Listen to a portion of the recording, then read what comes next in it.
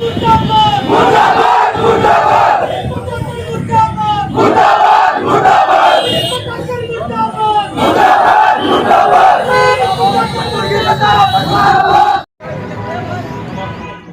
हम इस एमडी प्रशासन को कह के गए थे कि अगर आप लोगों ने पूनम जाटव के साथ न्याय नहीं करा तो हम लोग यूनिवर्सिटी के गेट बंद कर देंगे। आप सबके सामने हमने गेट बंद कर दिए हैं और रोहतक का प्रशासन इतना निकम्मा हो गया है, इस लड़की के पास हाई कोर्ट के ऑर्डर्स हैं। एसपी साहब को 3 बार एप्लीकेशन लगा चुके हैं। 17 मार्च को 12 मार्च के बाद मैं खुद गया हूं पूनम जाटव जी के साथ, हमारी संस्था के पदाधिकारी गए हैं और हम डीएसपी साहब से मिले हैं। डीएसपी साहब ने हमें आश्वासन दिया कि हम लोग इस मामले में एट्रोसिटी का एफआईआर दर्ज करके आरपी गर्ग और बलराज पल्लू को जेल की सलाखों के पीछे डालेंगे। लेकिन आप देख लिए आज 30 मार्च हो चुकी है, आज तक ना तो पुलिस ने कुछ किया ना ही एमडी प्रशासन ने कुछ किया। आपके मीडिया के माध्यम से ये बात आपको मैं बताना चाहता हूँ, इस देश के अंदर जो प्रधानमंत्री नरेंद्र मोदी बेटी बचाओ बेटी पढ़ाओ का नारा देते हैं, आप ये देखिए इस बेटे के साथ कितना अन्याय हो रहा है। ये दिखाते हैं कि एमडीयू की जो व्यवस्था है वो पूर्ण रूप से मनुवादी व्यवस्था है और इस मनुवादी व्यवस्था के अंतर्गत एक चीज और मैं आपको बताऊंगा, 5 लड़कियां और हैं एमडीयू के अंदर जो हमारे संपर्क में हैं, जिनका शोषण हुआ है, लेकिन वे लड़कियां सामने आने से घबरा रही हैं।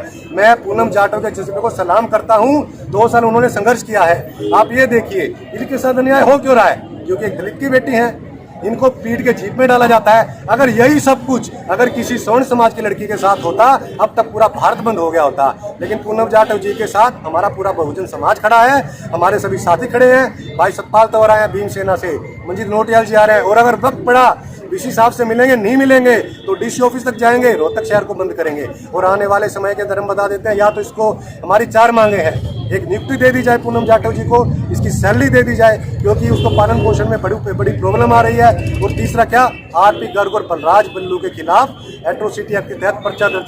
आज एक बहुजन बेटी अत्याचार हो रहा है, किसी और के साथ नहीं हो रहा।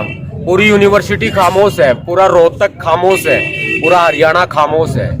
अगर उतरे हैं तो बहुजन संगठन उतरे हैं मैदान में, बहुजन समाज के संगठन भीम सेना, भीम आर्मी और आदर्श छात्र एकता मंच वही सामने आए हैं। मतलब साफ तौर पे है कि जिस तरह का व्यवहार यहाँ किया जा रहा है ना प्रशासन के द्वारा और पुलिस के द्वारा, एफआईआर दर्ज ना करना, कहाँ कानून है बताओ, कहाँ सुप्रीम कोर्ट की गाइडलाइंस है, कहाँ SC/ST एक्ट है, तुरंत एफआईआर दर्ज करनी होगी, कार्रवाई करनी होगी। आप पूरा रोहतक जाम होगा, सिस्टम हैंग होगा, खट्टर सरकार को भी जमीन पर ला देंगे, लेकिन हम पीछे नहीं हटेंगे। बहन पूनम को न्याय दिलाने के लिए रोड पे उतरे हैं तो इस लड़ाई को अंजाम तक पहुंचाया जाएगा। अब पूरा भारत बंद कर दिया जाएगा जरूरत पड़ने पर।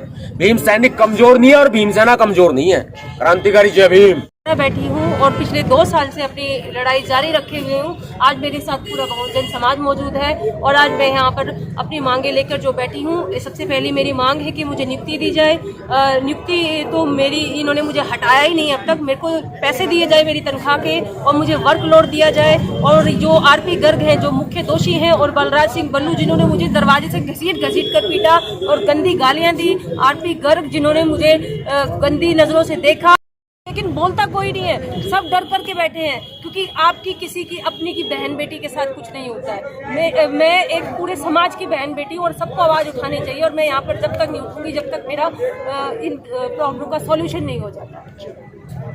ये गेट नहीं खुलेगा भाई। मान कर रहे हैं जो संविधान से ऊपर जाना चाहते हैं, ऐसा बीमारी बिल्कुल भी नहीं होने देगी। और एक देश की बेटी अपने अधिकारों का पालन करते हुए, अपने अधिकारों को मानते हुए सुप्रीम कोर्ट से यह आदेश लिया आई कि इसको वहीं पर ही नियुक्ति दी जाए, लेकिन अब तक भी पूनम बेटी को नियुक्ति नहीं दी गई है।